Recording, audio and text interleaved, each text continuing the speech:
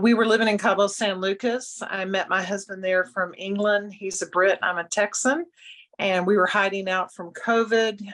When I met him there from Britain, I found him in a serious health crisis that I wasn't aware of. And we sought medical help in Mexico and Cabo, excellent doctors down there. And we even did stem cells. And they lasted 3 months and then they didn't. And it was a tremendous amount of money to spend for only 3 months of a solution that then went away. So our dear friends, Craig and Donna Reiners, came to visit us in January of last year. And so we've been on the patches 1 year, and they had these little stickers on their arms. And, we were asking, what are these little Band-Aids? And, let us tell you about these amazing technology and these patches. And to make a very long story short, he was having tremors in his neck, like Parkinson's symptoms. And the ice wave immediately, within a minute of putting it on, stopped the tremor in the neck. We had everything available to us in Cabo, from pain relievers to muscle relaxers, everything, black market, the white market, all the markets. We could get anything in Cabo, and they had terrible side effects. But when the ice wave worked within a minute, that got our attention. And then the X39, the 49, and the Eon, he was not able to get in and out of a chair on his own, in and out of the bed on his own, in and out of a car on his own. His mobility was so restricted. And within 3 days, able to get out of bed himself.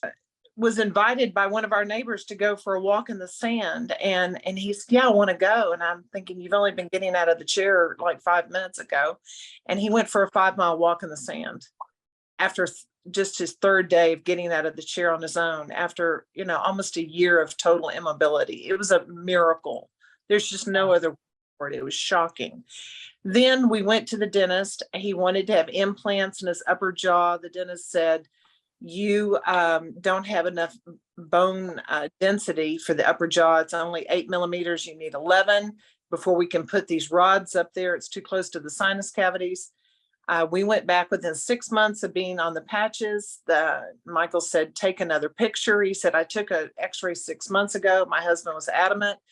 It had gone from 8 to 11 millimeters. And the dentist said, in 40 years of practice, I have never seen someone who's almost 70 years of age for their bones in their upper gum to grow 3 millimeters. So we were able to do the upper jaw implants. Then we returned to England in May, and he decided he wanted the lower jaw implants done. And so they had to extract several teeth. And when we went in 3 weeks ago, I was in there praying to make sure everything would go well. And the dentist kept saying to his assistant, get the green one, get the orange one, get the red one. And Michael said, what are these colors? And he said, your bone is so dense in your lower jaw that you're burning up my drill bits. And he said, the amazing thing is that your new bone growth from where the teeth have been extracted is even stronger bone than your old bone. And he said, for someone who's almost 70 years old, this is unheard of. So bone density is a huge issue with so many people. We normally think about it with women and osteoporosis. And a lot of times people don't realize they have porosity in their bones and need bone density until you've had a specific test done.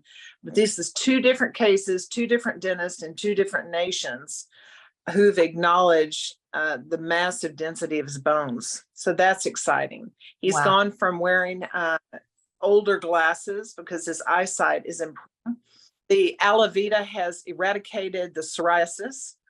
He had peeling on the face and the scalp. It was embarrassing for him, and the aloe vera has done a beautiful job regenerating his skin and his scalp. We're very thankful for that.